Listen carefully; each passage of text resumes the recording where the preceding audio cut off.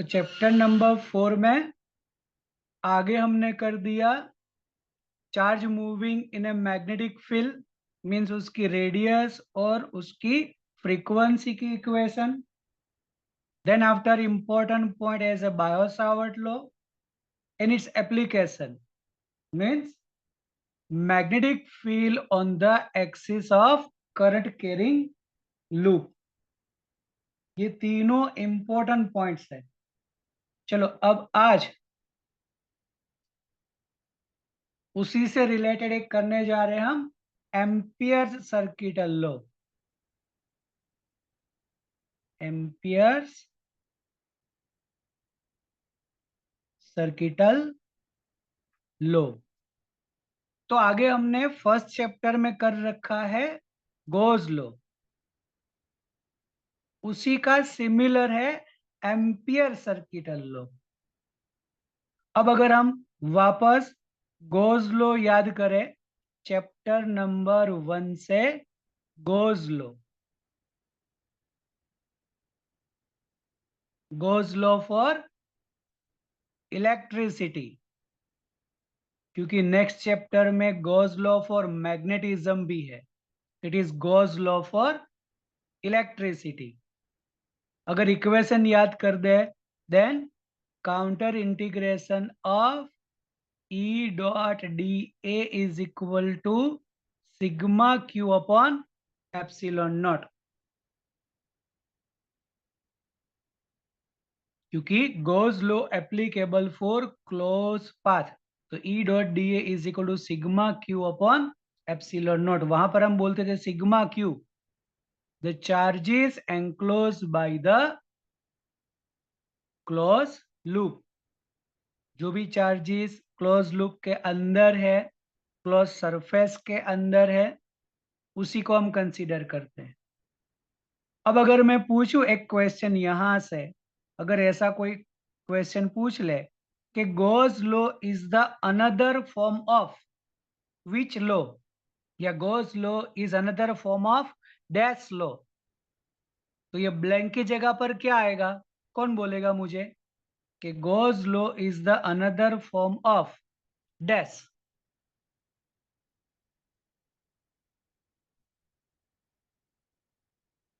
Speaker on करके बोलो, चलो कौन बोलेगा? Goes law is the another form of, नहीं पता किसी को?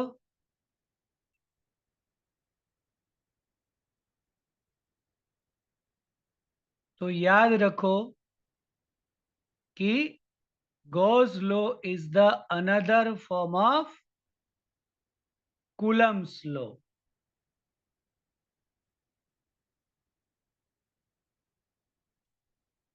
Goes law is another form of Coulomb's law. ऐसे ही यहां पर एम्पियर सर्किटल लॉ, तो एम्पियर सर्किटल लॉ का हम डायरेक्ट स्टेटमेंट बोल दे, then it is also counter integration, मतलब integration over a close loop. It is B dot D L is equal to mu not sigma I,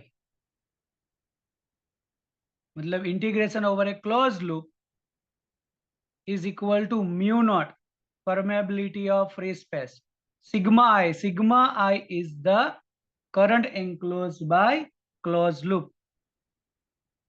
अब यहां से अगर पूछे कि Ampere circuital law is another form of, तो याद रखना है बायो-सावर्ट लॉ।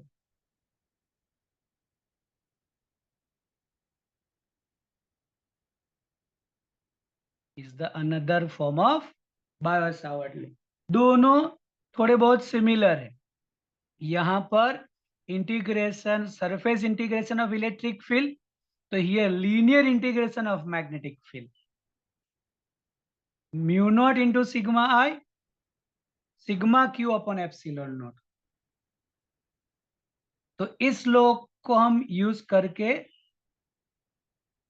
हमें अलग अलग सिस्टम की मैग्नेटिक फील्ड मिलेगी। लाइक गोस लॉ यूज करके हमने अलग अलग सिस्टम की इलेक्ट्रिक फील्ड निकाली थी। Electric field produce by linear distribution, surface distribution, याद होगा सबको, चैप्टर नंबर 1 में किया हमने। ऐसे ही अब हमें करना है मैग्नेटिक फील्ड से related using Ampere circuital law. फिर से बता देता हूं, Ampere circuital law is also applicable for close loop.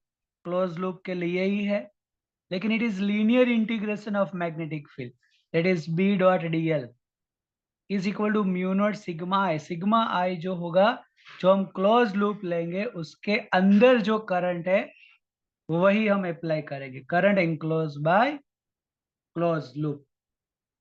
चलो अब उसी की application.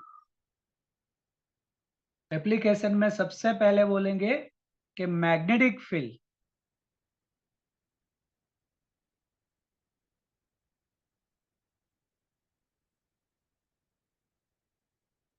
Due to current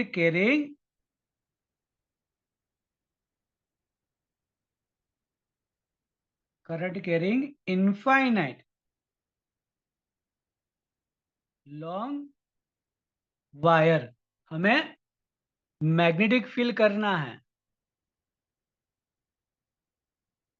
due to infinitely long wire which carry the current. अब इसमें हमें, अगर हमारे पास ऐसा कोई थिक वायर है और उसमें से करंट पास हो रहा है, तो उसके आउटर पोर्शन में भी हमें मैग्नेटिक फील्ड मिलेगी सराउंडिंग, और इसके इनर पोर्शन में भी मैग्नेटिक फील्ड मिलेगी। मतलब हमें दोनों रीजियन में करना है magnetic field, inside as well as outside. Just wait a minute, हाँ वेट।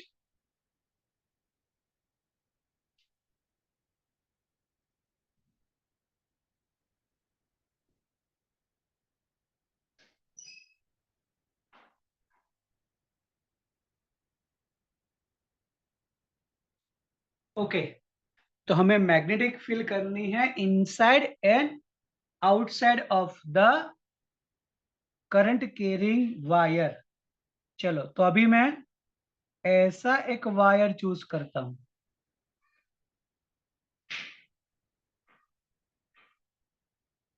और वो इनफाइनाइटली लॉन्ग है, तो ऐसा कुछ दिखा देता हूं कि which is infinitely long wire of radius A. तो पहले हम करते हैं आउटर रीजन में, outside of the wire. First of all हम मैग्नेटिक फील्ड कैलकुलेट करेंगे आउटसाइड ऑफ वायर, मतलब डिस्टेंस हम लेंगे R which is greater than A, radius greater than its, मतलब distance greater than its radius. तो चलो यहां पर कोई भी एक पॉइंट में चूज कर रहा हूं P,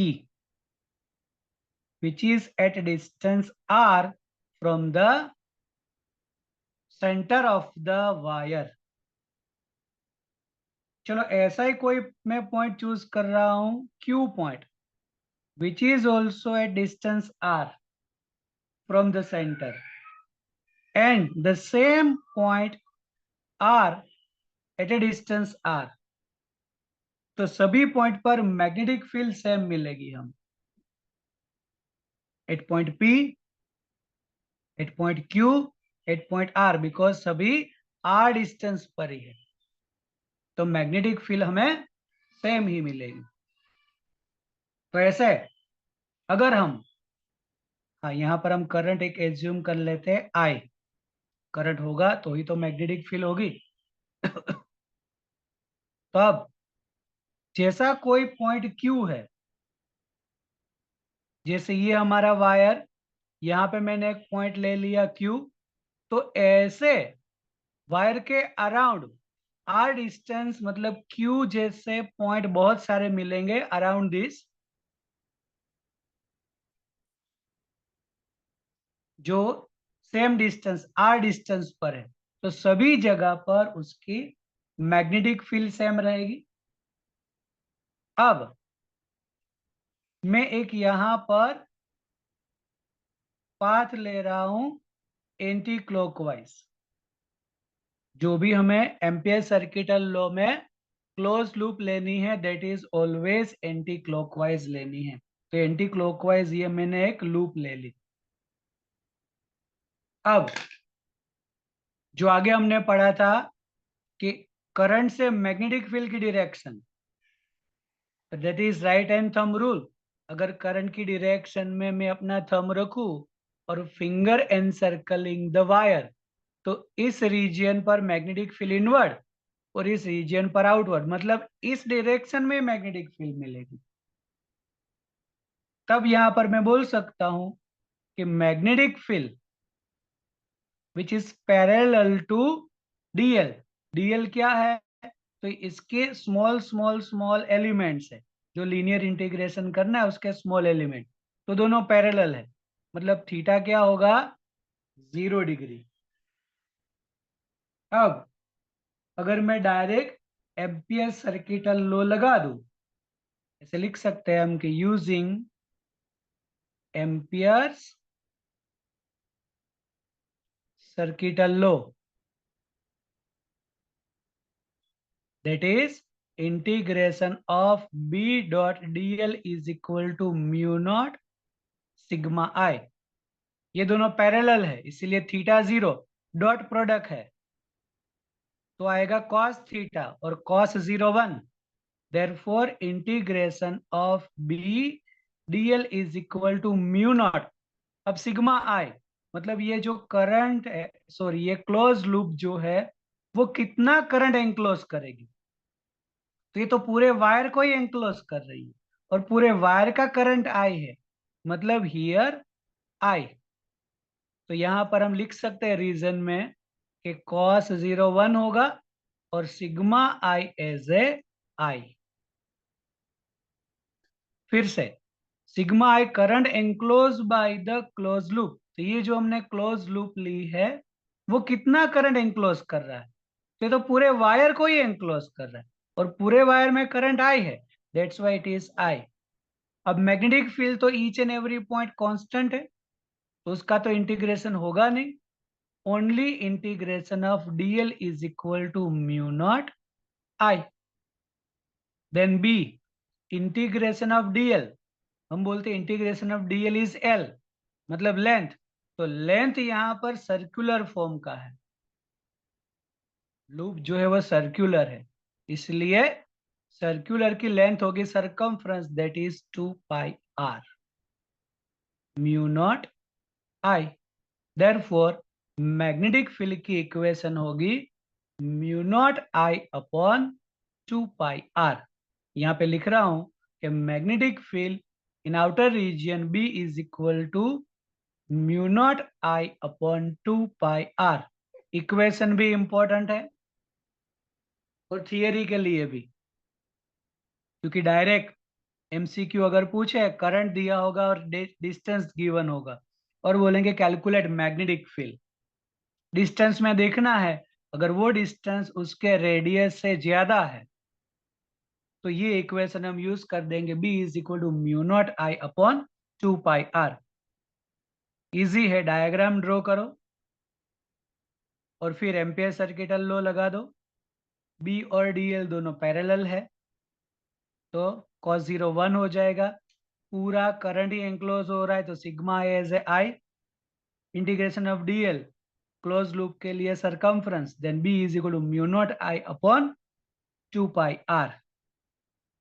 चलो अब इसी में हम कर रहे हैं magnetic field in inner region, inside of the wire, inner region में। सेकंड पार्ट,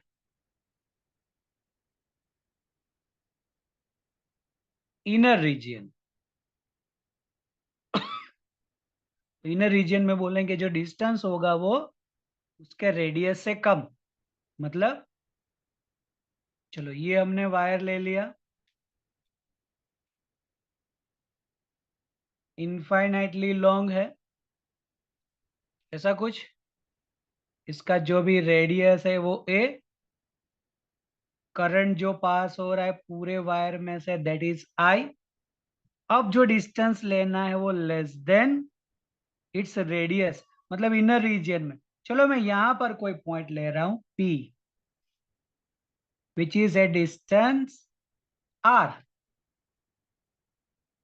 अब R जो है वो A से कम है, तो ऐसे बहुत सारे इनर रीजन में पॉइंट्स मिलेंगे एट ए डिस्टेंस R, जहां पर मैग्नेटिक फील्ड सेम होगी, और डायरेक्शन ले लो एंटी क्लॉकवाइज।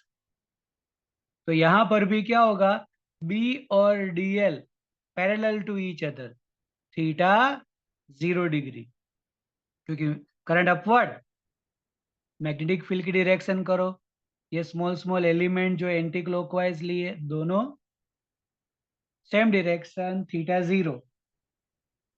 अब वापस यहां पर एम्पियर सर्किटल लॉ लगा दे कि using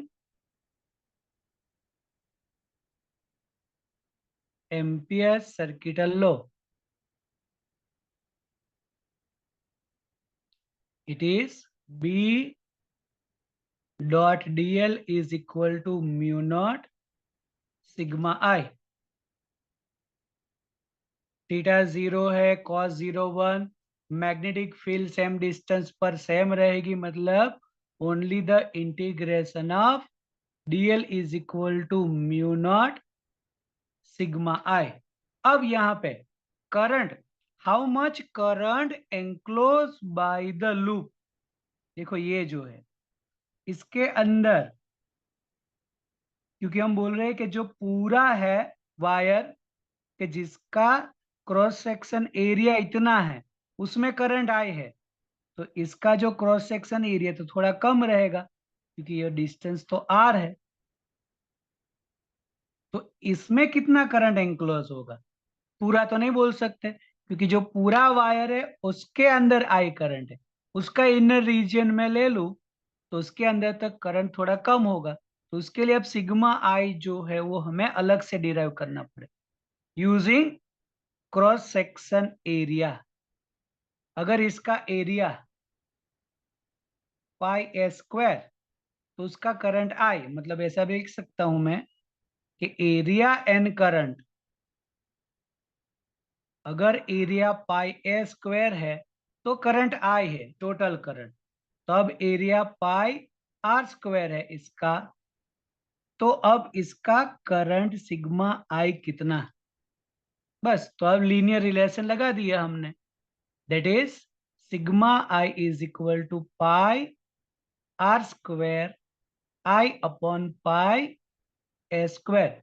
therefore sigma I is pi pi cancel, it is R square I upon A square.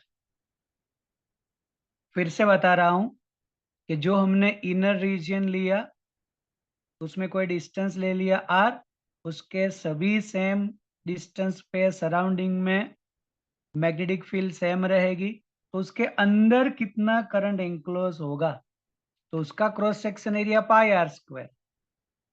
जो हमारा मेन वायर है उसका cross section area pi A square, तो पाई ए स्क्वायर में आई करंट है, तो पाई आर स्क्वायर में कितना होगा, तो सिग्मा आई हमें मिल जाएगा R square I upon A square. बस अब इसमें हम फॉर्मूला बोल सकते हैं कि that is B integration of DL is equal to mu nought R square I upon A square. B that is 2 pi R again, क्योंकि circumference, length mu nought R square I upon A square. Therefore B is equal to, एक R cancel होगा, therefore magnetic field is mu naught I R upon 2 pi a square। Okay, तो यहां से हम बोल सकते हैं कि magnetic field is proportional to R, मतलब इनर रीजन में मैग्नेटिक फील्ड होगी वो डिस्टेंस के डायरेक्ट लीनियर रिलेशन में है। आउटर रीजन में देखोगे तो magnetic field is inversely proportional to the R, तो आउटर रीजन में magnetic field inversely proportional to R, inner region में आर, बाकी सब तो कांस्टेंट है। ओके, तब यहां पर अगर हम मैग्नेटिक फील्ड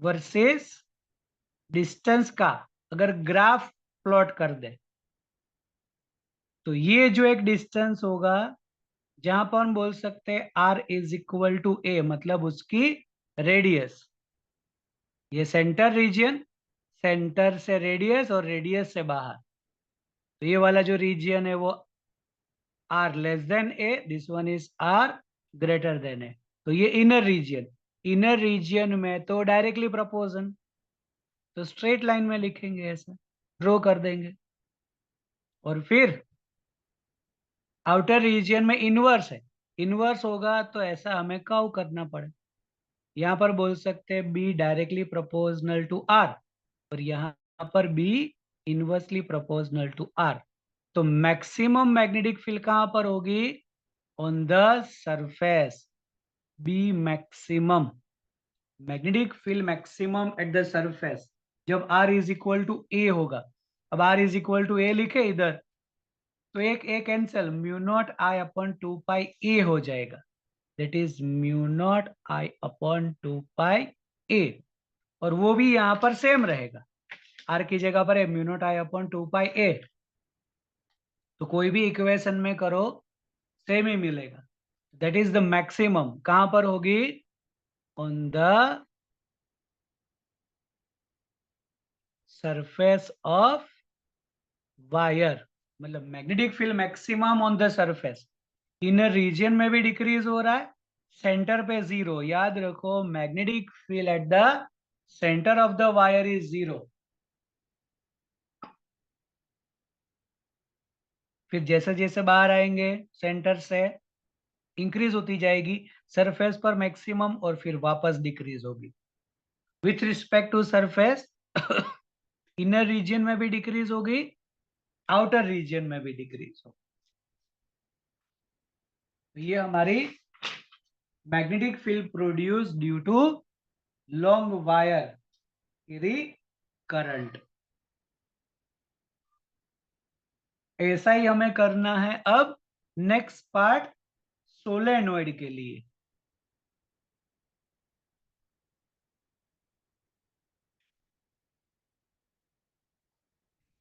तो सोलेनोइड करें उससे पहले ये इनर आउटर रीजन में किसी को प्रॉब्लम है तो बोलो, कुछ ना समझ में आया ऐसा कोई,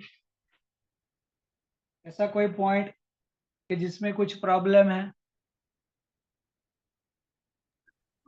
सर दोनों रीजन में लिखे केस होगा यहाँ।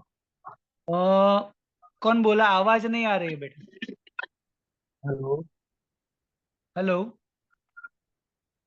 हाँ सर, आ रहा है अभी आवाज? हाँ हाँ आ रही है, हाँ।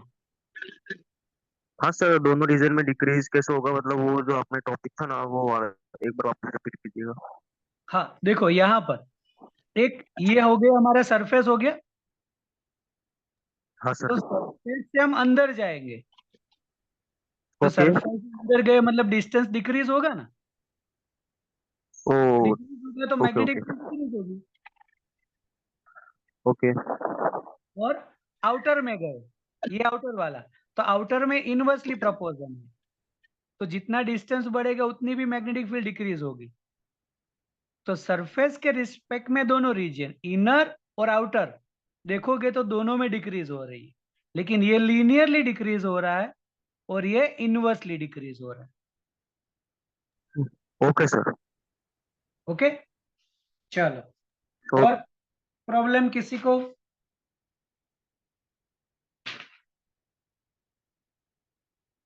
नहीं, चलो, तो अब सोलेनोइड, अब सोलेनोइड है क्या, तो सोलेनोइड पहले अगर मैं डेफिनेशन दे दूं, जैसा बोल सकते हैं ए हेलिकल कॉइल consisting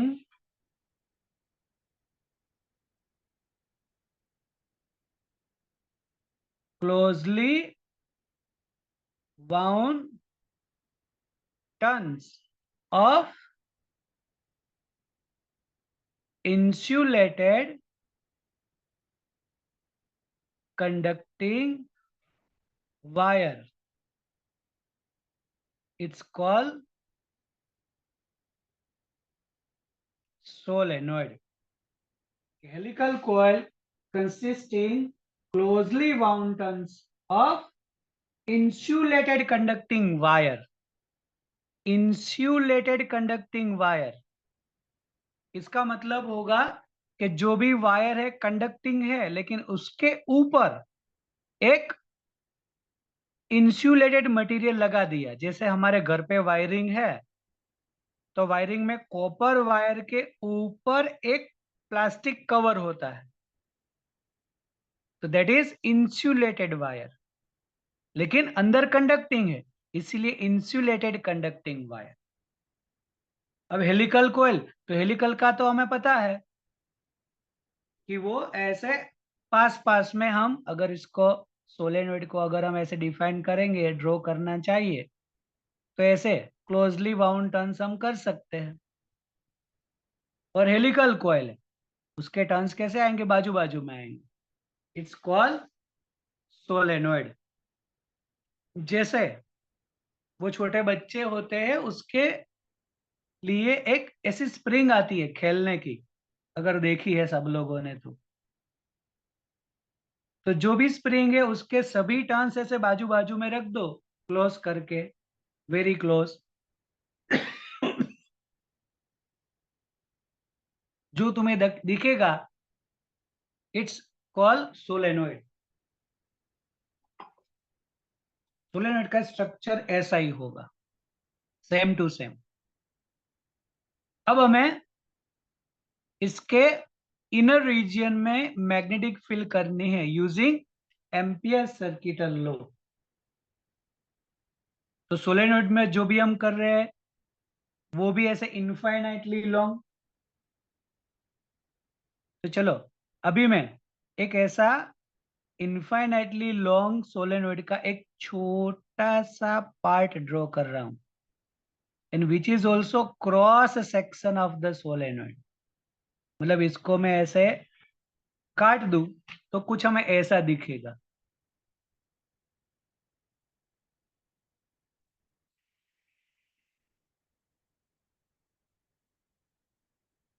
पूरा जो सर्कुलर, उसको ऊपर से ऐसे काट दिया, क्रॉस सेक्शन ले लिया, तो ऐसा दिखेगा हमें। और अब ऐसे वायर से,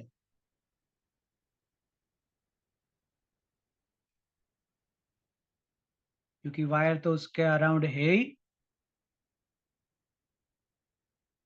चलो, अभी मैं ऐसा बोल रहा हूं कि यहां पर मैं क्रॉस इंडिकेट कर रहा हूं, तो क्रॉस मतलब इनवर्ड, लेकिन यहां पे अब करंट इनवर्ड है। यहाँ पे cross indicate current going into the paper plane, और यहां से करंट बाहर आ रहा है, डॉट।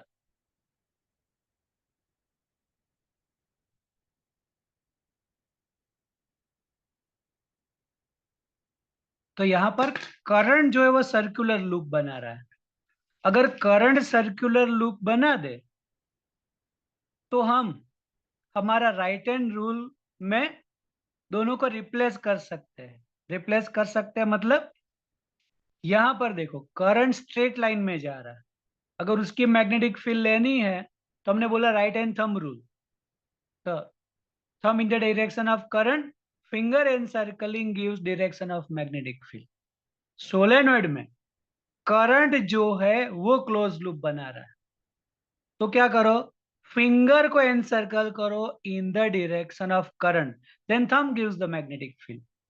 अगर थंब करंट की डायरेक्शन में है तो फिंगर मैग्नेटिक फील्ड देगी, अगर करंट की डायरेक्शन में फिंगर एनसर्कल करोगे then thumb gives the magnetic field. दोनों को हम रिप्लेस कर सकते हैं, जो भी क्लोज लूप है उसके हिसाब से। क्योंकि thumb thumb in the direction of current अगर ले और इसके सोलेनोइड के लिए सोचेंगे तो थंब तो सर्कल बनेगा नहीं कभी भी। Then encircle the fingers in the direction of current. In the direction of current मतलब यहां से अंदर जा रहा है और यहां से बाहर आ रहा है। तो अगर इसको हम ऐसे सोचे कि यहां से अंदर और यहां से बाहर, देन थंब की डायरेक्शन में मैग्नेटिक फील्ड होगी। इसका मतलब इसके इनर रीजियन में मैग्नेटिक फील्ड हमें इस डायरेक्शन में मिलेगी, और which is uniform in inner region of the solenoid. और ये हमारा इनफाइनाइटली लॉन्ग है, इसीलिए हम इसको ऐसे दिखा सकते हैं। और याद रखो कि इनफाइनाइटली लॉन्ग अगर सोलेनोइड है तो उसके आउटर रीजन में मैग्नेटिक फील्ड जीरो, मतलब उसके आउटर रीजन में मैग्नेटिक फील्ड नहीं मिलेगी हमें, only in inner region and which is uniform. Magnetic field is uniform in inner region of the solenoid, outer region में जीरो। ओके, तो एक पॉइंट लिख देंगे हम कि for very long solenoid,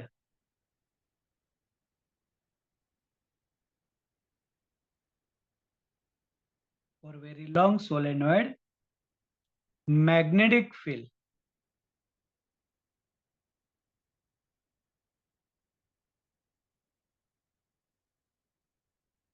outer region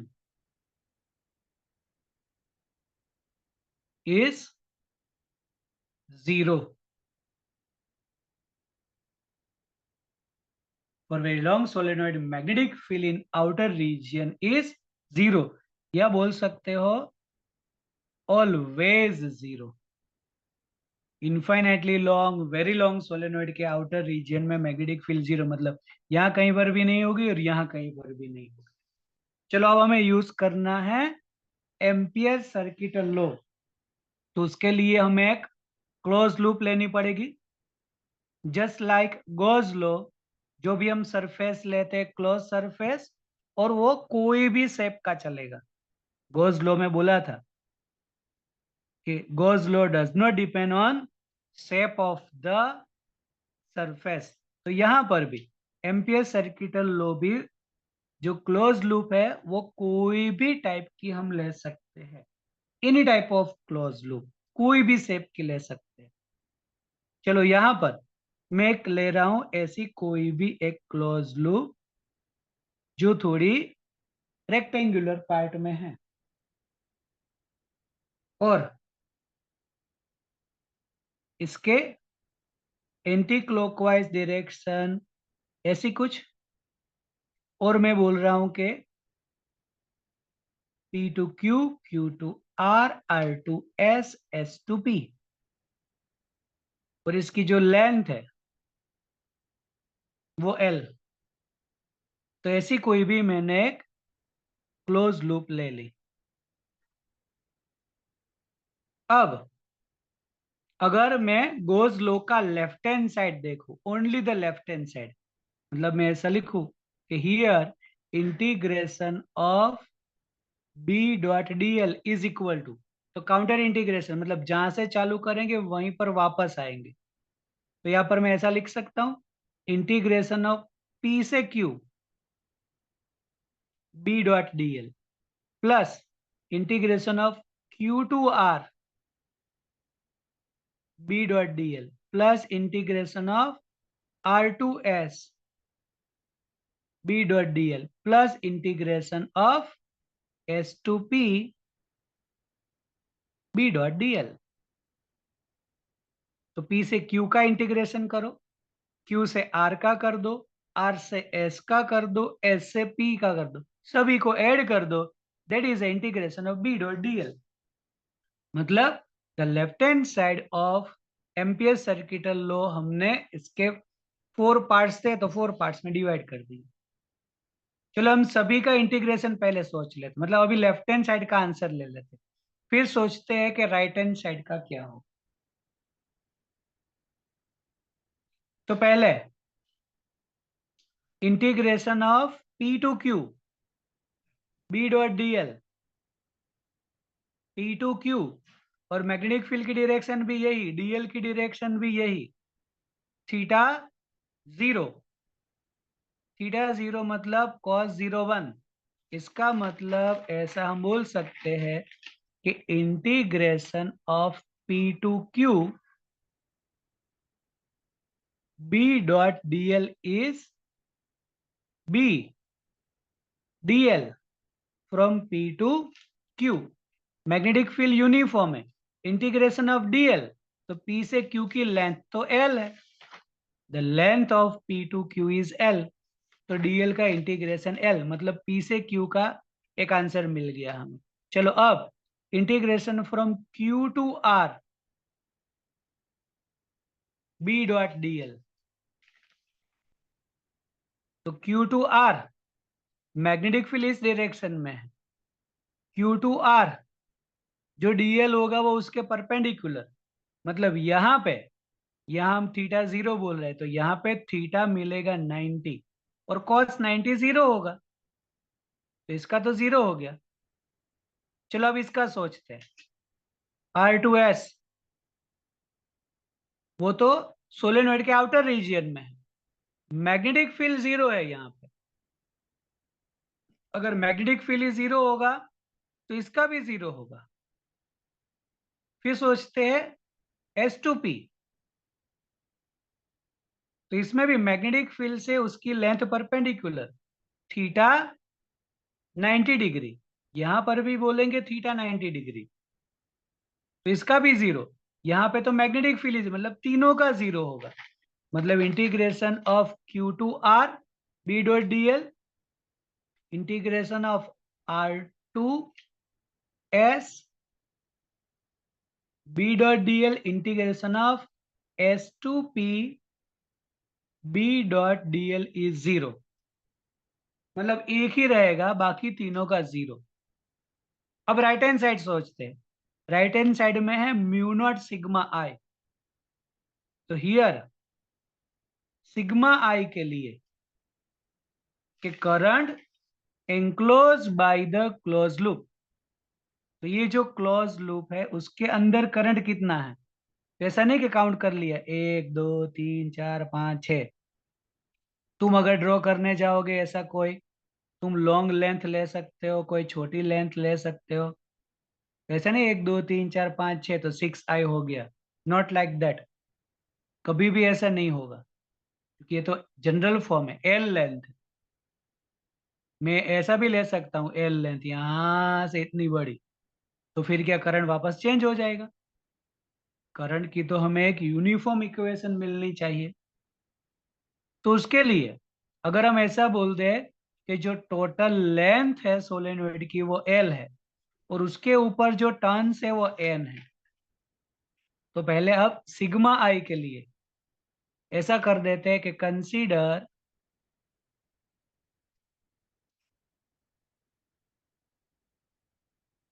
length of solenoid is L and total turns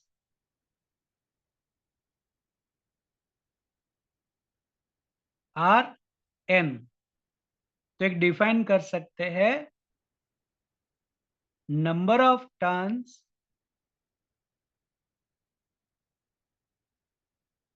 per unit length, that is small n, और वो होगा n upon L. Sigma I जो हमें कैलकुलेट करना है उसके लिए पहले डिफाइन कर देना पड़े number of turns per unit length, that is n upon L, जिसको बोलेंगे स्मॉल n। तो यूनिट लेंथ के लिए हमारे पास n है, अब हमारी लेंथ कितनी है l, तो l लेंथ में कितने टर्न्स होंगे, ऐसा बोल सकते हैं therefore turns in length l will be n into l, क्योंकि यहाँ पे देखो अगर टर्न्स चाहिए नंबर तो लेंथ को n से मल्टीप्लाई करो, तो l लेंथ में n into l, each turn के अंदर करंट है I, देयरफॉर सिग्मा आई क्या होगा, N L I. Then current enclosed by the closed loop, that is N L I, क्योंकि इसके अंदर लेंथ होगी स्मॉल एल के अंदर टर्न्स हो गए N into L, each turn consist current I, then total current is N L I. तो अब अगर हम हमारा एम्पियर सर्किटल लॉ लगा दे, using Ampere's circuital law, integration of B dot D L is equal to mu not sigma I. B dot D L का answer आया हमारे पास B L, mu not sigma I का answer हुआ N L I. तो L cancel, length दोनों side से, मतलब जो हमने लेंथ ली है वही कैंसल हो गई। Therefore magnetic field is mu naught N I. बस एन को याद रखो कि N is equal to N upon L. तो ये हो गई हमारी magnetic field of solenoid, mu naught N I, N is N upon L. बोलो क्लियर सबको ये सोलेनोइड वाला part. Magnetic field is mu naught N I. Problem है तो बोलो, चलो इसके अंदर भी।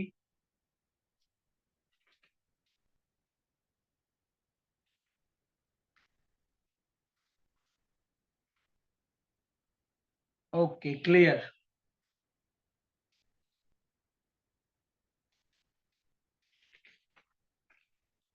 अब इसके आगे हमें थियरी पार्ट में नहीं करना है, लेकिन ओनली इक्वेशंस करनी है, क्योंकि वो थियरी का पार्ट नहीं है। लेकिन न्यूमेरिकल के लिए, एमसीक्यू के लिए इक्वेशंस हमें चाहिए। तो एक है एम्पियर्स ऑब्जर्वेशन, कि हमारा एक एम्पियर्स ऑब्जर्वेशन।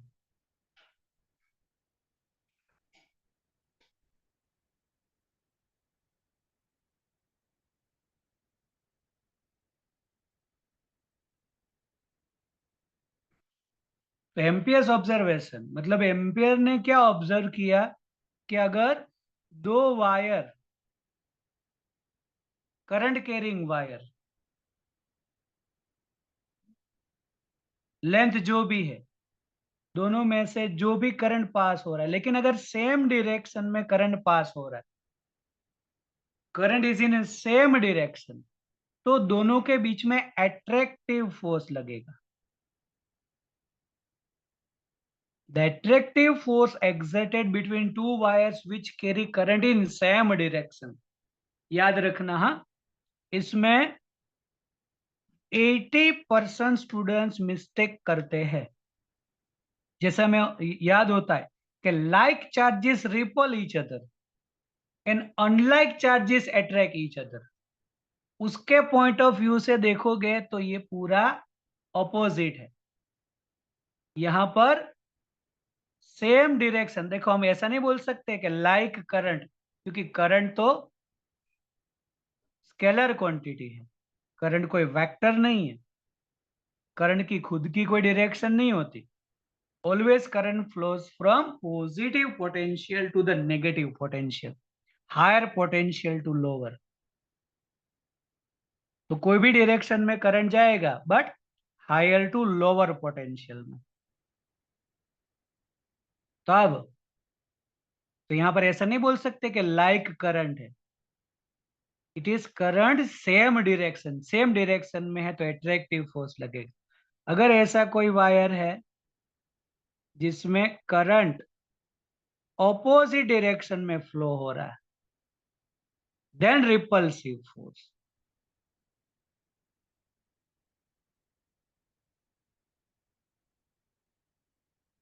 इससे रिलेटेड इतना समझाने के बाद भी इससे रिलेटेड जब भी क्वेश्चन आता है 80% स्टूडेंट्स यहाँ पे रिपल्सिव लिख के आते हैं और यहाँ पे अट्रैक्टिव लिख के आते हैं। Totally wrong. फिर तो क्या एग्जाम दे के आ जाते हैं, टिक करके आ जाते हैं, उसके बाद तो कोई करेक्शन होगा नहीं उसके अंदर। तो फिर से बोल रहा हूं, वायर्स में करंट सेम डायरेक्शन में है तो दोनों वायर के बीच में अट्रैक्टिव फोर्स, और current is in opposite direction then repulsive force exerted between them, that is Ampere's observation. अब कितना अट्रैक्टिव फोर्स या कितना रिपल्सिव फोर्स है, उसके लिए जो फॉर्मूला है वो डायरेक्ट लर्न करो। Mu naught I1 I2L upon 2πd। d is the distance between two wire। और जिसके ऊपर फोर्स चाहिए, चलो मैं ऐसा बोलूं कि मुझे I2 जो करंट फ्लोर है वो वायर के ऊपर हमें फोर्स चाहिए, तो जिसके ऊपर फोर्स चाहिए उसकी लेंथ लेनी, that is mu not I1 I2L upon 2πd। That is attractive otherwise repulsive. वो किसके ऊपर डिपेंड होगा, तो करंट सेम डायरेक्शन में है तो अट्रैक्टिव, ऑपोजिट डायरेक्शन में है तो रिपल्सिव। फिर कई बार पूछते हैं calculate force per unit length. Force per unit length, तो फोर्स पर यूनिट लेंथ मतलब F अपॉन एल। अब इसमें लेंथ गिवन नहीं होगी, डायरेक्ट हम F अपॉन एल, तो क्या होगा mu naught I1 I2 upon 2πd। You can say 2πr, r is the distance between them, 2πy, y is the distance between them। कुछ भी सिंबल तुम लिख सकते, कोई प्रॉब्लम नहीं। then F upon L is equal to mu naught I1 I2 upon 2πd। Force upon length वो पूछ लेंगे, फोर्स पर यूनिट लेंथ तो F अपॉन L करके कर दो। ओके। फिर एक पॉइंट है कि अगर ऐसी कोई लूप, जैसे हमने एक सोचा है कि वायर वायर को मैग्नेटिक फील्ड के अंदर रखेंगे तो फोर्स लगेगा, ऐसी कोई लूप को एक्सटर्नल मैग्नेटिक फील्ड के अंदर रखेंगे तो उसके ऊपर टॉर्क लगेगा। मतलब ऐसे बोलते हैं कि torque acting on current carrying loop in external magnetic field. Torque acting on current carrying loop in external magnetic field, मतलब रफली मैं बता दूं ऐसे कुछ कि कोई ऐसी एक लूप है जो करंट पास कर रही है, आई करंट, और उसको मैंने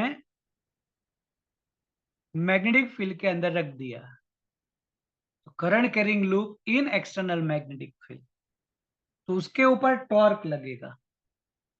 वो टॉर्क की इक्वेशन भी डायरेक्ट लर्न करनी है, वो कोई डेरिवेशन का पार्ट नहीं है। तो उसके ऊपर टॉर्क कितना लगेगा, तो बोल देंगे torque tau is equal to BINA sine theta. Direct learn कर दो, BINA sine theta, BINA sine theta. N number of turns, A is the area of the loop, B इसकी जो मैग्नेटिक फील्ड होगी वो intensity of magnetic field, I जो current है, और theta is the angle between magnetic field and area. अब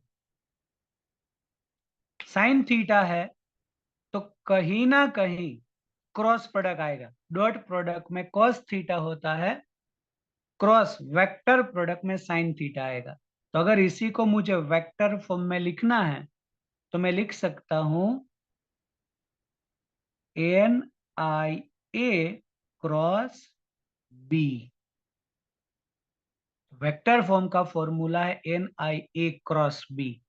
अगर cross हटा देंगे तो साइन थीटा, तो N I A B sine theta. Actually it is N I A B, लेकिन इजी करने के लिए मैंने बीना बोल दिया, दैट इज बीना साइन थीटा। अब एन आई ए, तो यहां से एक नई क्वांटिटी हमें करनी है। N I A is called magnetic moment. तो यहां पे मैं लिख दूं कि here N I A that is M, क्या बोलेंगे, मैग्नेटिक मोमेंट। तो फॉर्मूला हो जाएगा हमारा torque is equal to M cross B, just like dipole moment. Dipole moment में पी क्रॉस ई था टॉर्क, चैप्टर नंबर 1। ऐसे ही यहां पर torque is equal to M cross B. M is the magnetic moment, और magnetic moment direct given है, और हमें टॉर्क चाहिए थीटा है, तो it is M B sine theta. और मैक्सिमम टॉर्क कब लगेगा, whenever theta is 90 degree. तो अगर थीटा 90 डिग्री है, sine 91, that is M B, otherwise B ना, बिकॉज बी और एम मतलब N I A, that is B ना। तो कई बार मैक्सिमम टॉर्क पूछे तो मैक्सिमम टॉर्क लिख देना है बी ना। मैग्नेटिक मोमेंट गिवन है तो ओनली एम बी। जो चीज गिवन है उस हिसाब से हम अपना आंसर कैलकुलेट करेंगे। This is also for numerical and MCQ, theory का पार्ट नहीं है ये। गैल्वेनोमीटर जो है वो ऐसे डायरेक्ट कर देना है। ओके, अब इसी के बेस पर जो हमने बोला कि गैल्वेनोमीटर, इसके बेस पर ही गैल्वेनोमीटर है, और उसकी भी इक्वेशन डायरेक्ट लेनी है।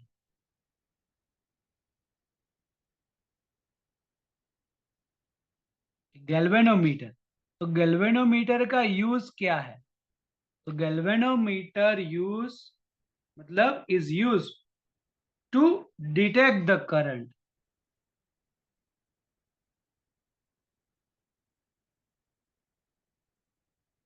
Is use to detect the current. वो कभी करंट मेजर नहीं करेगा। Galvanometer does not measure the current, only detect करेगा कौन सी डायरेक्शन में फ्लो हो रहा है, कितना फ्लो हो रहा है वो गैल्वेनोमीटर नहीं दिखाएगा। It's give only the direction of current, कौन सी डायरेक्शन में जा रहा है सिर्फ वो बता देगा, वो डिटेक्ट करेगा कहीं पर भी सर्किट के अंदर करंट है या नहीं। डिटेक्ट करने के लिए गैल्वेनोमीटर हम यूज कर सकते। ओके, तो अब उससे रिलेटेड भी एक क्वेश्चन है कि जैसे हमने बोला आगे कैसी कोई लूप, लूप में से करंट पास करोगे जो मैग्नेटिक फील्ड के अंदर है तो उसके ऊपर टॉर्क लगेगा। टॉर्क लगेगा मतलब उसका डिफ्लेक्शन होगा। ओके, तो डिफ्लेक्शन होगा, तो गैल्वेनोमीटर के कंस्ट्रक्शन में अगर तुम याद करो तो एक ऐसी स्प्रिंग भी होती है उसके अंदर जो उसके पॉइंटर को स्टेडी करेगी। मतलब टॉर्क से वो कॉइल घूमेगी, रोटेट होगी। वो रोटेशन को कंट्रोल करने के लिए एक स्प्रिंग है। तो स्प्रिंग में ऑपोजिट डायरेक्शन में टॉर्क अप्लाई होगा, that is called restoring torque. तो जब दोनों अप्लाइड टॉर्क और रिस्टोरिंग टॉर्क सेम होंगे, at that time deflection steady, मतलब जो पॉइंटर है वो स्टेडी हो जाएगा। अगर मैं गैल्वेनोमीटर का थोड़ा कंस्ट्रक्शन बता दूं तुम्हें, तो गैल्वेनोमीटर के अंदर ऐसे सिलिंड्रिकल मैग्नेट्स होते हैं, 2 सिलिंड्रिकल मैग्नेट्स एन एस, तो सिलिंड्रिकल है। उसका भी एक रीजन है, cylindrical magnets produce radial magnetic field. MCQ के लिए याद कर दो, cylindrical magnet produce radial magnetic field.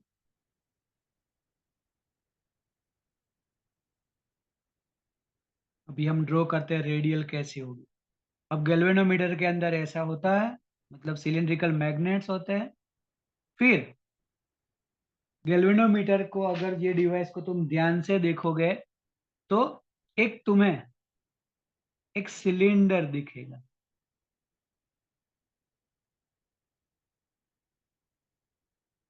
Three dimension में सिलेंडर ऐसा होता है, जो सर्कुलर सिलिंड्रिकल मैग्नेट के अंदर। लेकिन अभी हम 2 डायमेंशन में, तो ये एक सिलेंडर, उसके ऊपर ऐसी कॉइल बाउंड होती है। यहाँ पर मैं ऐसी कॉइल बता देता हूं, इसके ऊपर टर्न से, और फिर एक स्प्रिंग होती है, और वो स्प्रिंग के कनेक्शन में पॉइंटर ड्रॉ कर, और वो पॉइंटर हमें कुछ यहाँ पर ऐसा डिफ्लेक्शन दिखाएगा।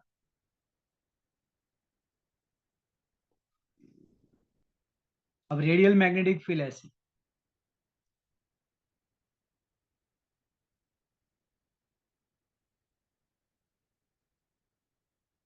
तो रेडियल से ऐसा हो जाएगा कि ऑलवेज मैग्नेटिक फील्ड और कॉइल का एरिया 90 डिग्री होगा। रेडियल मैग्नेटिक फील्ड का भी पर्पस क्या है?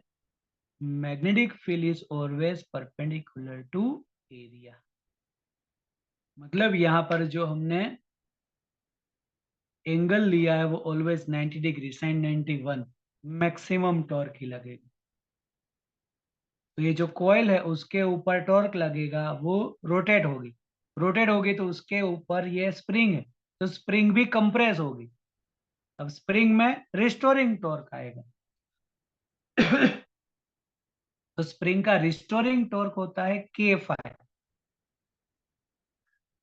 Phi is the deflection, K is the torsional constant of the spring, is equal to क्या होगा? बीना।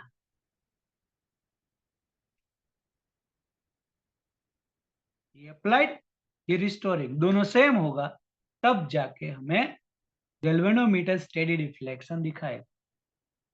देयरफॉर अगर हम इसके अंदर ऐसा कर दे, तो बोल सकते हैं कि जो डिफ्लेक्शन है which is proportional to the current, क्योंकि phi is equal to B N A I upon K, ये सभी कांस्टेंट है। तो बोल सकते हैं कि फाई प्रोपोर्शनल टू आई, जितना करंट तुम कम फ्लो करोगे डिफ्लेक्शन उतना कम आएगा, जितना ज्यादा करंट पास करोगे और डिफ्लेक्शन उतना ज्यादा आता है। तो deflection proportional to the current. एक चीज और इससे रिलेटेड, हमने बोला equation B N A is equal to K phi. तो यहां पर मैं ऐसा कर दू, फाई अपॉन आई, तो फाई अपॉन आई करेंगे, that is B N A upon K, जिसको बोलते हैं current sensitivity. Phi by I को क्या बोलेंगे? Current sensitivity. मतलब deflection per unit current. Current sensitivity का दूसरा नाम क्या होगा? Deflection per unit current. तो कई बार अगर तुम्हें करंट सेंसिटिविटी पूछ ले तो दोनों इक्वेशन से कर सकते हो, phi by I otherwise B N A upon K. By the same way हमें करनी है voltage sensitivity.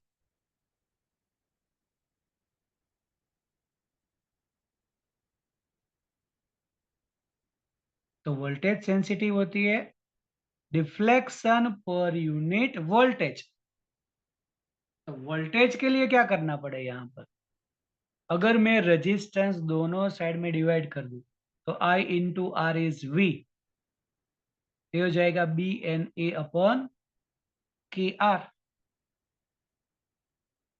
Therefore voltage sensitivity होगी B N A upon K R. अगर उसका रीजन करना है तो phi by I into R B N A upon K R. R से डिवाइड कर दिया दोनों साइड। ओम्स लॉ के हिसाब से V is equal to I R. Direct phi by V is B N A upon K R, that is voltage sensitivity. तो कई बार करंट सेंसिटिविटी, वोल्टेज सेंसिटिविटी पूछते हैं। ओके, चलो यहां तक किसी को प्रॉब्लम है तो बोलो।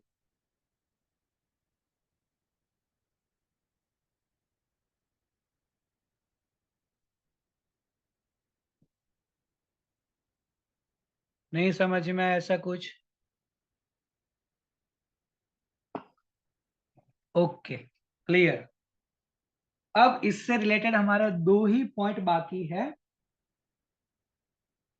गैल्वेनोमीटर का ए मीटर में कन्वर्जन और गैल्वेनोमीटर का वोल्ट मीटर में कन्वर्जन। मतलब हमने बोला कि galvanometer measure, sorry, galvanometer only detect the current, measure नहीं करेगा। मेजर कौन करेगा? Ammeter. तो फिर हमें उसको ए मीटर के अंदर कन्वर्ट करना पड़े। How can we convert galvanometer into ammeter? तो पहला पॉइंट करते हैं अब, conversion of galvanometer into ammeter. Otherwise ऐसा बोल सकते हैं कि use of galvanometer as ammeter. Galvanometer को एम मीटर के जैसे हम कैसे यूज करें? तो याद रखो कि गैल्वेनोमीटर को अगर हमें ए मीटर के जैसे यूज करना है तो हमें एक गैल्वेनोमीटर के पैरेलल में शंट लगा देना पड़े। मतलब गैल्वेनोमीटर को अगर मैं सिंबलाइज करूं जी से, तो इसके दो मीनिंग है। ये गैल्वेनोमीटर भी हो गया और उसका रेजिस्टेंस भी G. G indicate galvanometer as well as उसका रेजिस्टेंस का सिंबल भी जी कर देंगे, या फिर रेजिस्टेंस को आर जी लिखोगे तो भी चलेगा। अब क्या करना पड़े? गैल्वेनोमीटर के पैरेलल में एक हमें लगा देना पड़े शंट एस। तो अब ये शंट है क्या? What is called shunt? तो अगर शंट बोलेंगे हम तो shunt itself give two meanings. First, shunt always connected in parallel. shunt कहां पे होगा? Always parallel with galvanometer. Always parallel. Second meaning है shunt मतलब lower value of resistance.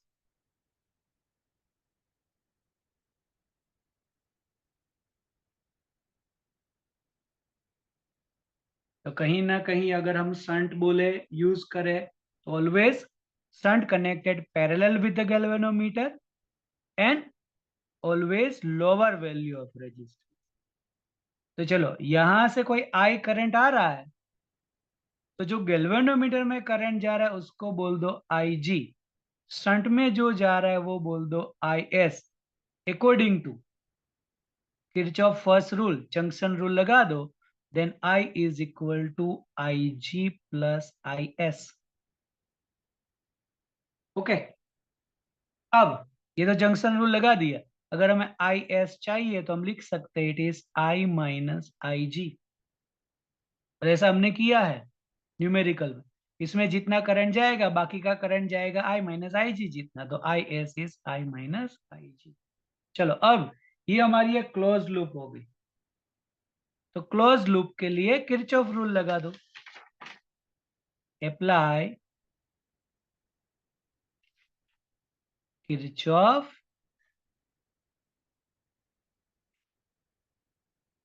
Second rule for close loop. Close loop का चलो हम indication दे देते हैं, ये A B C and D, then A B C D A, A B C D A. चलो ए टू बी करंट है, resistance नहीं है, तो इसका कोई यूज नहीं। डायरेक्ट यहाँ पे B to C, current is in our direction, potential decrease होगा, तो लिखेंगे माइनस आई एस एस। फिर यहां से करंट जा रहा है, रेजिस्टेंस नहीं है, कोई यूज नहीं। डी टू है, करंट ऑपोजिट में है, तो प्लस आएगा I G into G is equal to zero. देखो मैं लिख सकता हूं ऐसा, minus I S S plus I G G is equal to zero. ये जी मतलब रेजिस्टेंस ऑफ गैल्वेनोमीटर। तुम जी लिखो, आर जी करके लिखो, कोई भी चलेगा। तो अगर तुम इस साइड ले आओ इसको तो पॉजिटिव, मतलब मैं लिख सकता हूं I S S is equal to I G G. Therefore what about the value of shunt, S को तुम सब्जेक्ट बना दो, then I G G upon I S. I S हमें पता है, that is I minus I G. तो ये shunt की फॉर्मूला हो गई। अगर हमें पूछे कि how much shunt is required, then I G G upon I minus I G. I जो है वो टोटल करंट, आई जी मतलब जो गैल्वेनोमीटर में से जा रहा है, जिसको हम बोल सकते हैं current sensitivity of galvanometer, G is the resistance. तो फॉर्मूला होगा I G G upon I minus I G. तो ये 2 मार्क्स में पूछ सकता है ये theory, use of galvanometer as a ammeter. Loop draw कर दो, आई करंट टोटल आ रहा है, आई जी गैल्वेनोमीटर में से, आई एस शंट में से। शंट मतलब पैरेलल जो कनेक्ट करना है, लोअर वैल्यू ऑफ रेजिस्टेंस, और किरचॉफ सेकंड रूल लगा दो, मिल जाएगा शंट की इक्वेशन। ऐसे ही अब हमें करना है use of galvanometer as a voltmeter. Use of galvanometer as voltmeter. तो वोल्ट मीटर ऐसे यूज करना है, तो गैल्वेनोमीटर के हमें सीरीज में हायर वैल्यू ऑफ रेजिस्टेंस। देखो ए मीटर बनाने के लिए शंट मतलब lower value of resistance parallel में लगाना पड़े, और गैल्वेनोमीटर को वोल्ट मीटर में कन्वर्ट करने के लिए higher value of resistance series में लगा देना पड़े। मतलब अगर कोई ये हमारा गैल्वेनोमीटर है तो उसके सीरीज में एक आर एस विच को सीरीज रेजिस्टेंस और हायर वैल्यू ऑफ रेजिस्टेंस। तो ये जो है इतना पार्ट हमारा बन जाता है वोल्ट मीटर।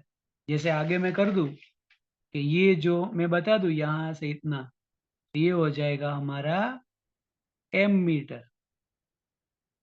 गैल्वेनोमीटर के शंट लगा दो पैरेलल में तो वो बन जाता है एमीटर। गैल्वेनोमीटर के सीरीज में लगा दो रेजिस्टेंस, वो बन जाता है वोल्ट मीटर। तो दो पॉइंट के बिटवीन वोल्टेज V है और जो करंट पास हो रहा है वो IG, क्योंकि गैल्वेनोमीटर में से जो जाएगा, अब सीरीज है तो दोनों में सेम करंट ही जाएगा। Then what about the V? तो V is equal to IgG plus IgRS क्योंकि टोटल वोल्टेज क्या होगा, दोनों के वोल्टेज का एडिशन। तो IgG और इसमें से जो करंट जाएगा IgRS। चलो हमें RS सीरीज रेजिस्टेंस चाहिए, तो पहले तो IG कॉमन निकाल दो और वो डिवाइड में चला जाएगा, that is G plus RS। तो अगर RS चाहिए तो इसके माइनस में आएगा, मतलब V upon IG minus G। V total voltage, ये current, G is the resistance of galvanometer, then it is called series resistance to convert galvanometer into voltmeter. Okay, clear?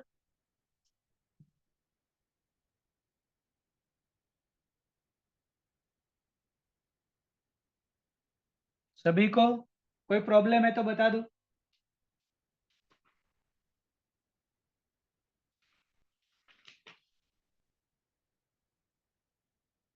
Okay, तो फिर आज के दिन में तुम्हें ये थियरी तो करनी है, प्लस इसके एग्जाम्पल्स कर देने हैं। एग्जाम्पल ऑफ चैप्टर नंबर 4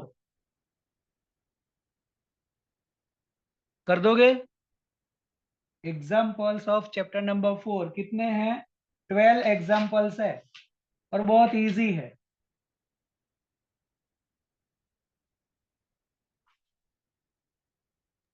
अब देखो आगे जो हमने ये पार्ट किया ना, magnetic field inside and outside of the wire, अब ये थियरी कम एक एग्जाम्पल, ये एक हम बोल सकते हैं हमारा एग्जाम्पल नंबर 7 भी है। इनडायरेक्ट हमने एक एग्जाम्पल नंबर 4.7 कर दिया। एग्जाम्पल 4.7 में यही है कि इनर और आउटर रीजन में मैग्नेटिक फील्ड कितनी होगी, तो ये हमने एग्जाम्पल, एज ए थियरी बोलो तो थियरी, एग्जाम्पल बोलो तो एग्जाम्पल कर दिया हमने। तो बाकी के एग्जाम्पल तुम्हें कर देने हैं। ओके, और कोई प्रॉब्लम आया है तो मुझे कल बता देना। क्लियर?